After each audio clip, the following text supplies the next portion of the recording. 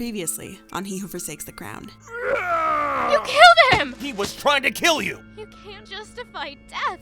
I had the remnant removed from the prince's arm. I've entrusted it to you three. Kuro might have accidentally mentioned it.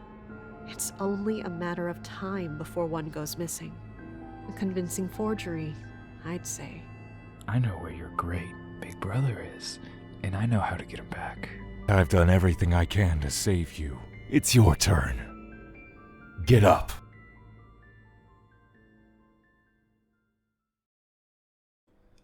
The following story contains adult themes and depictions of violence and trauma. This podcast is not for children. Please, be advised.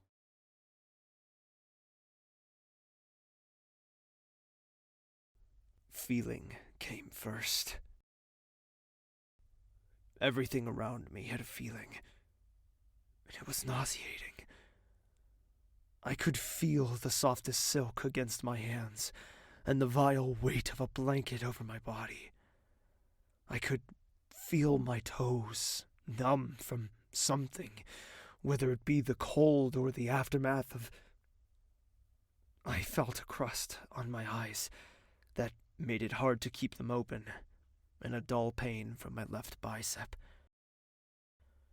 Sight followed. Perhaps I was able to see before, but it was only now that my mind caught up. I saw intricate and familiar paneling, running my eyes along the grain of the wood until I reached the center, where something gaudy and golden loomed over me. A chandelier. My chandelier. From my bedroom. My mouth is painfully dry, and my lips are so chapped that they're stuck together. My nose is itchy and it's unbearable. I could feel the things I shouldn't be, like my heart pounding, like the acid in my stomach gurgling, like every ounce of blood in my body flowing through my veins and arteries to keep me alive. I'm alive. Argus? Are you there? Your Highness! What is he doing? He was not like that when I left. Leah, go get the doctor. On it. Your Highness? Can you hear me? Right. Water. Okay. Just a bit.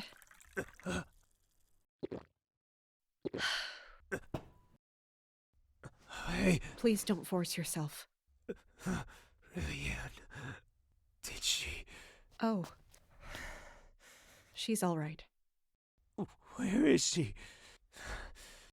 Your Highness, you've been unconscious for 6 weeks. Answer me. She isn't here. We sent her on the survey. She... The Queen appointed her regent in your absence. We had no other options. You... Please forgive me, Your Highness. I'll explain everything when you're well. But I can assure you that she is in safe hands.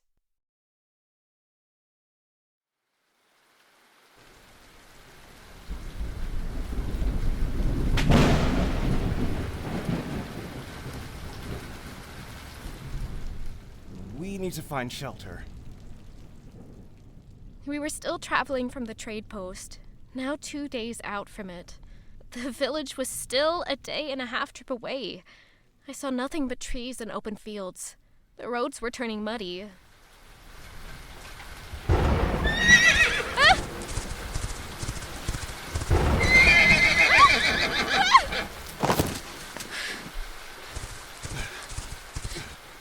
Are you alright? You're going to keep ignoring me? Rilliane, I don't know what you want me to say, okay? I'm sorry. I didn't mean to kill him. You know that. I spent 3 extra hours burying him. We can't stay out here. You know something? No, I don't. You'd rather us stay out in a storm than tell the truth. Listen, we can't go there. Well, don't expect me to find shelter. Fine. We're near a place, but it's not the best.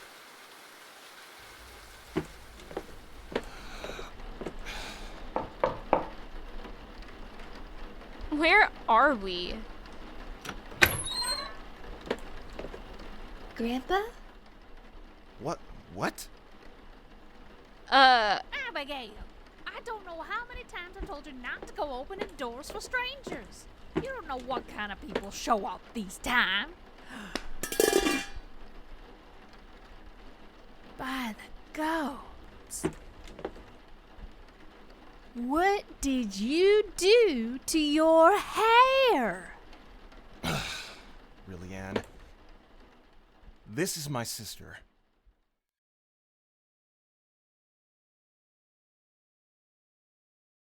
Your Highness, please squeeze my hand as hard as you are able.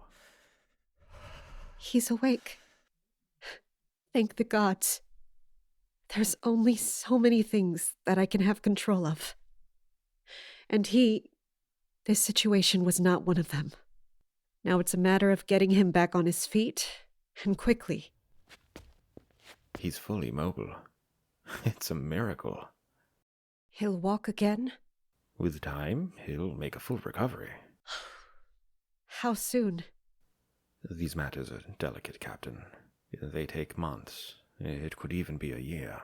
That's unacceptable. Of course, I don't know anything about the prince's nature. Obviously, he's some kind of medical marvel. It could be that he passes the standards. It has to be that way. Whatever he needs to do, he needs to start immediately. I don't recommend... I didn't ask. Please, just write whatever regimen he needs to be put on. Sorry, Cap. Didn't mean to scare you. What do you need? There's a bit of a situation in the library regarding a certain item I was entrusted with. And so it begins.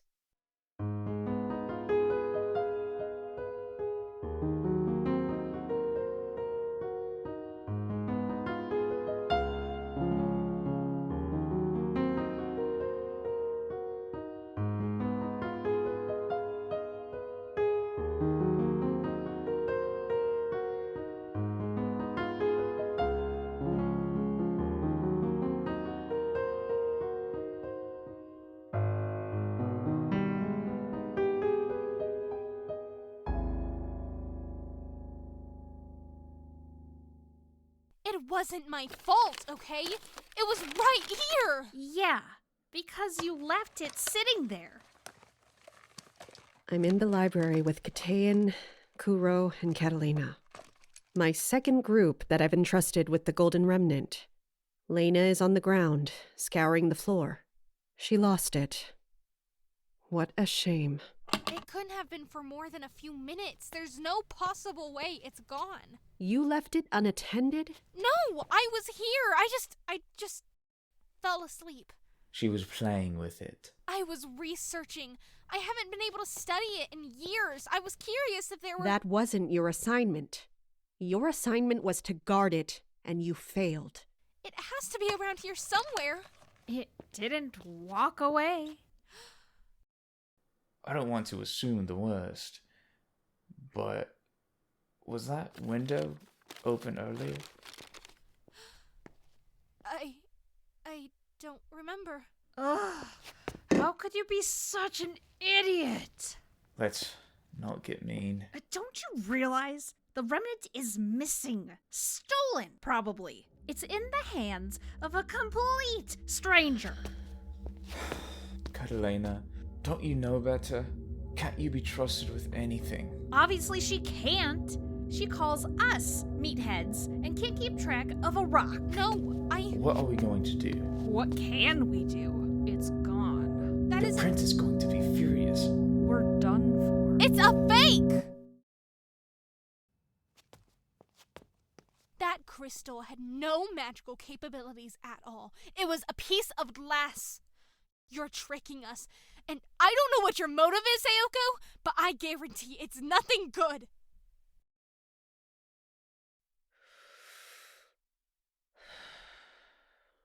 Catalina. Leave. What? I do not sleep. I do not eat. I haven't gone outside in days.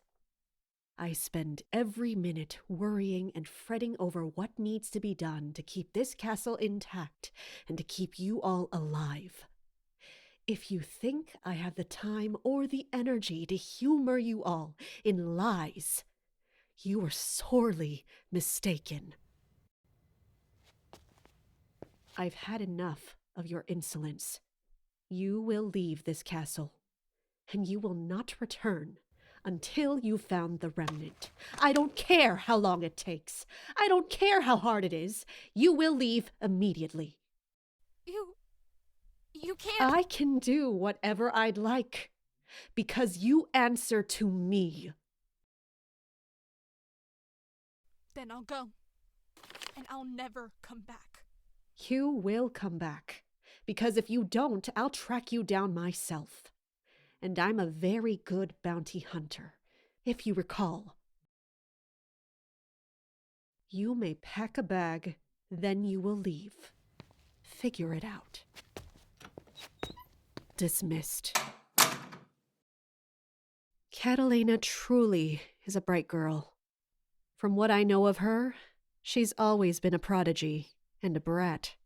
People would take her much more seriously if she could get over that attitude. But she's also lived a difficult life, and she was dragged into this world far too young. She's smart. Too smart. Smart enough to see through my lies, and that is dangerous. She's become the loser of a game she didn't know she was playing, and she's a sore loser with a big mouth. For that, she must leave. I don't need the others to know that I'm cheating just yet.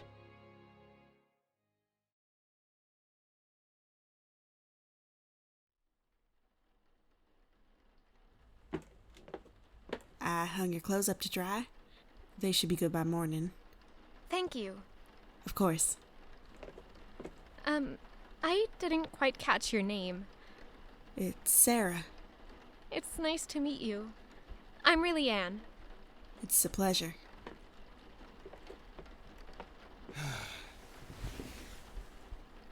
Is he dead? No, but I bet you love that. You're lucky. He's gone fishing. He would have been back today, but we suppose the storm set him back some. Oh, fishing. When is it ever not fishing? Oh, trust has gotten worse. He abandons everything for his little fishing trips now. Y'all hungry? Dinner's almost ready. Yeah, we could eat. Kids, come help me set the table. No, don't make me. So, they're yours. The boy is Archer. Archer? After his father. And where is he? Fishing? Oh, gods, no. He despises that kind of stuff. He's working. He's a merchant, travels around and such. And Kimmy's kid? It's always just been us. Oh. You all live here? It's cramped. I won't deny it. You could have left. Where was I supposed to go, Jack? Dinner's ready. Jack? Nickname.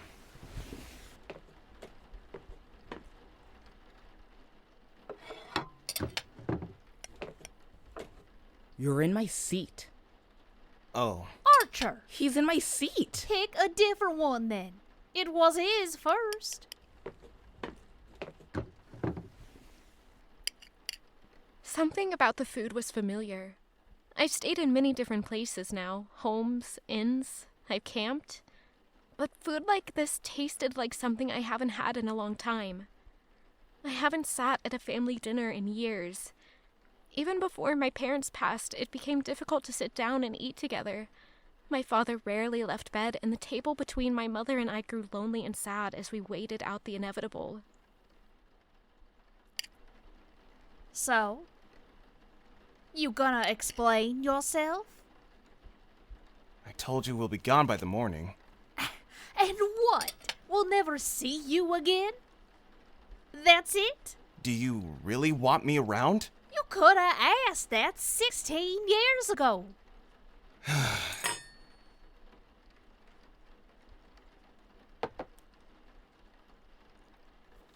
Mama, can I get a new coat? New coat? What's wrong with the one you have? It's old and ugly. It fits you just fine. I'm tired of wearing Archie's old stuff. I can't afford to get you anything new right now. Maybe next year, baby. The necklace around my neck felt a little heavier. Something like that would be worth a lot to people around here. It'd be new coats for everyone. I don't need it. I have plenty of things now. And it would be a way to thank them. If you... How much? How much do you need? I don't know. I reckon maybe 20 or 30? It's 300. Keep it. I don't want your handouts. It's not for you. It's for her. No fair. Why does she get money? Don't be a fool. It's for all of us. But he said it's for her. By the gods, what has gotten into you today? Shit. Grandpa! Hey, buddy. Did you miss me? Grandpa, there's a weird guy here. A weird guy? Oh. Well, I'll be damned. Look who finally decided to show up.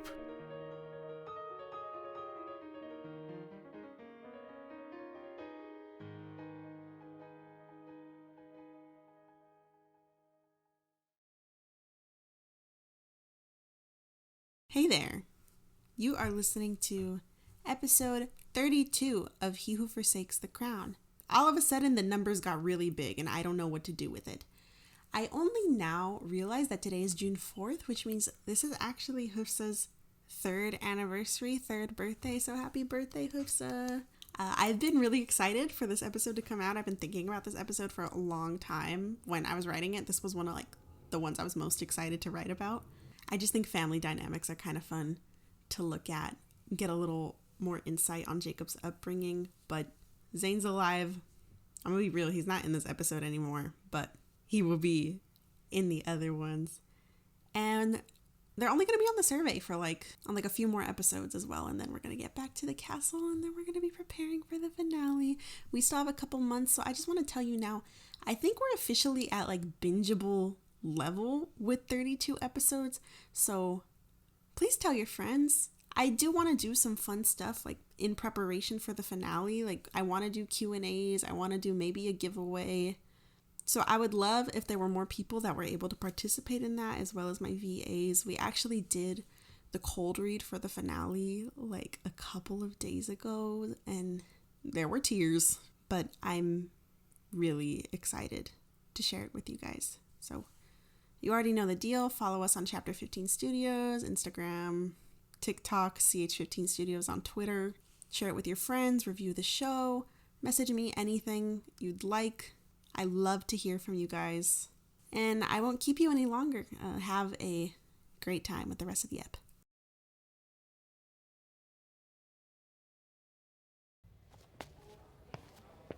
Sayoko, I just saw Catalina leaving, bags packed, sobbing. Oh. An explanation? No need to worry. I told her to leave. What? She's going on a mission. Alone. She can handle it. Are you feeling all right? Because you are really acting strange. That girl is insolent. She continues to make mistakes without remorse. She is being punished. Banished. Not banished. I told her to return. What did she even do? She lost the Golden Remnant. You wouldn't do that. Kick her out. I already did. You wouldn't give her the remnant in the first place. You know better. Sayoko, what are you doing? Is this about our friend? What? The spy. Yes. Nobody knows this, but I needed to narrow it down. So I split them up and gave them each a stone to watch. I've been waiting for someone to lose it. So it's her. She's the traitor. No, she knows it's a fake. That's why I made her leave. You think she was set up? Why would she steal a crystal that wasn't real? But then, where's the real one? It's in my room. Hidden. I can't keep it on hand. Give it to me. No, it isn't necessary. Once the rebellion finds out they have a fake, they're going to be expecting it to be on someone's person. It's safe there. They're going to come after you. I know. Leah, take this. A key? It's to my bedroom. My wardrobe has a compartment at the bottom. It's there. If anything happens to me, it's your job to keep it safe. Sayoko, you're talking as if you're going to die. No, it's just a precaution. You'll never even need to use it.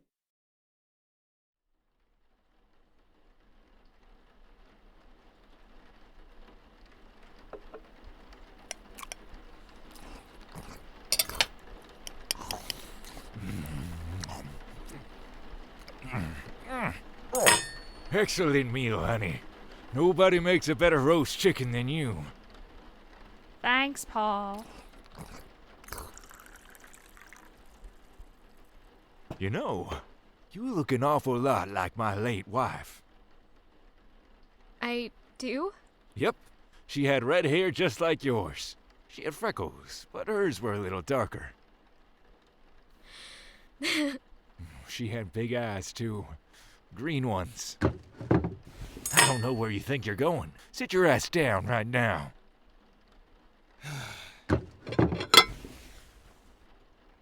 So, here you are. I knew you'd come crawling back. What did it take? You run amok for I don't even know how long. Then what? You run out of money? You get a broad pregnant and come seeking my land to stay? You ready to take over now? You ready to be a man? Grandpa, is he gonna steal our house? What? That's not fair. I don't want your shitty farm. I don't want anything from you. Yet you're here, in my house. It isn't yours. It's Mom's. Well, she hasn't walked these halls in a long time, boy. The land's in my name, and I'll die before I give it to the likes of you. I already said I don't want it. You're such a coward, abandoning your family. Was it worth it? You know how many days your sisters cried for. Well, it's not like you came looking for me, did you? Why would I go looking for a good-for-nothing brat? Maybe because I was your son. You're no son of mine. Yeah, well, I didn't come back here looking for a father. Kids, why don't you get ready for bed? No, come on. I don't wanna go to bed. It's Come too on, early. please, I don't want to go to bed. Mom. Now. Come on. Look at you. You look like an idiot. What the hell is wrong with your hair? And you're so pale. You look like a raw piece of chicken. Pa, you're being harsh. I'm being harsh. The boy's been gone for ages and he shows up now? You know what that means. He wants something. Grown-ass man came crying home because he got into some shit and needed to hide. You've got no means to go on defending him. I don't need this. Jacob only ever told me about his mother. A kind and sensitive woman that favored him too much. A beautiful woman with a voice like an angel's and a knack for the violin. A good soul gone too early from this realm. That always seems to be the case. Good souls are taken from us, people who bring joy, who light up the rooms they enter. Their flames burn the brightest and die the quickest. And it is unfair. People who bring pain stay the longest, like mold on the walls, impossible to remove and poisoning the air around them. I know you're not expecting me to forgive you. When did I ever apologize? I always knew you were trouble. Asking too many questions. Crying too much. I was so grateful when I woke up that day and saw you gone. Well, I'm grateful I left. I knew the gods would right things. There's always balance. They took your mother to hurt me, and they took you to make it better. The pause hung heavy. He reached a point where he lost the will to argue. There's nothing he can say that will make him feel better, nothing to change his father's mind. He was no longer himself in that chair. He'd become the boy he once was. Tired, hopeless, and dejected. And in that moment I became furious, because although Jacob had hurt me a number of times, his heart was pure. Never once did he do it with malice. He ran as far away from his father as he could and tried his hardest to never end up like him. Jacob is a good person. He made a far better life for himself than you could ever provide. He protects people. You didn't protect him, and you may say you do not care and that you'll never regret it, but you will have to live with that failure for the rest of your life, because it was your job to be a father, not a tyrant.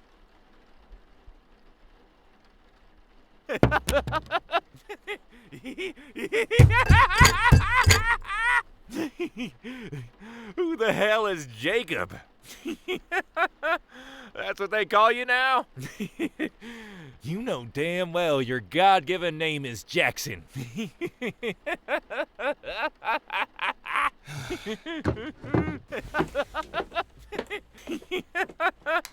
You'll have to excuse me.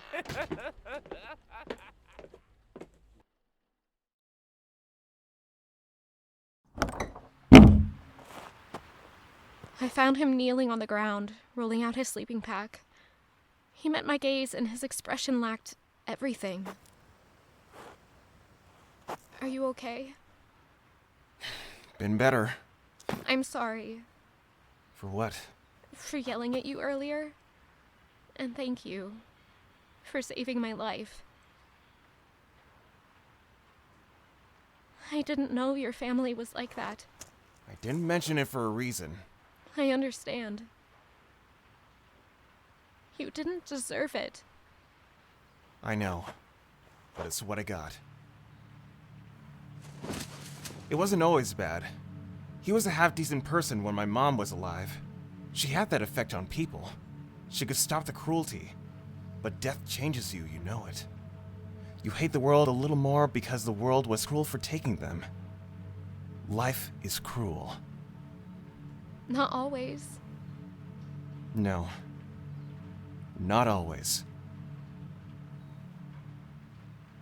You know, my brother was around the same age as you when he left.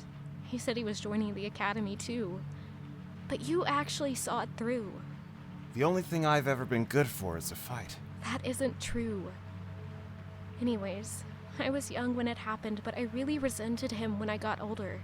I felt like he abandoned us, left all the responsibility to me. Is that supposed to make me feel better? No, but I think I understand my brother more. I'm sorry too. For what? Everything. I handled things badly. I handled us badly. All of it. Thank you. I care about you a lot. You know I love you. It makes me feel irrational. You can't be. Jacob, you know how I feel. I know. You love him. It's not just that I love him. I don't love you. I don't want to hurt you, but I need you to get it in your head. I don't think you can love me.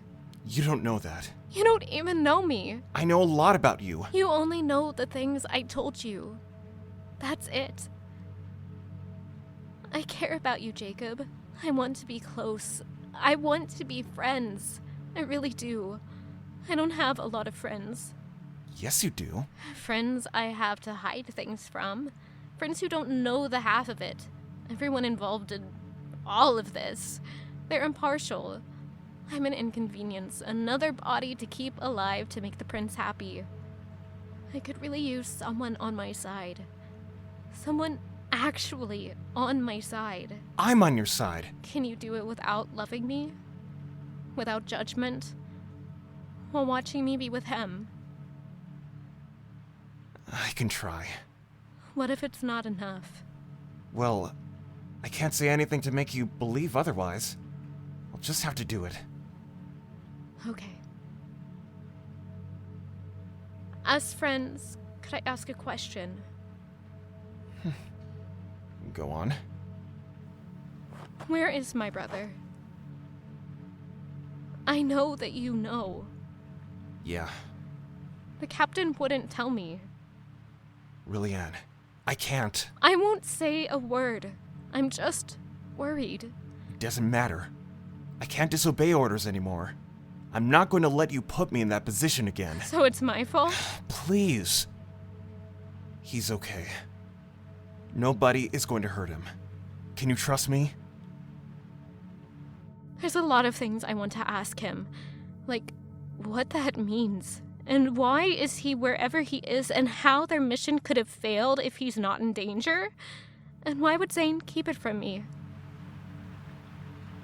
I can try.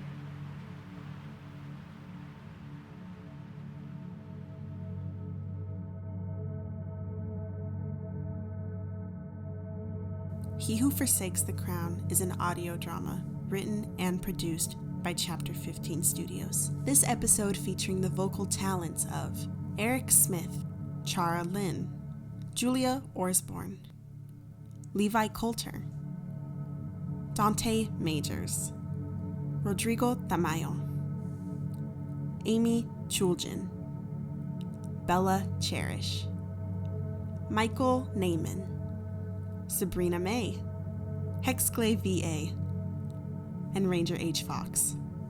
Thank you for tuning in to this month's episode of He Who Forsakes the Crown.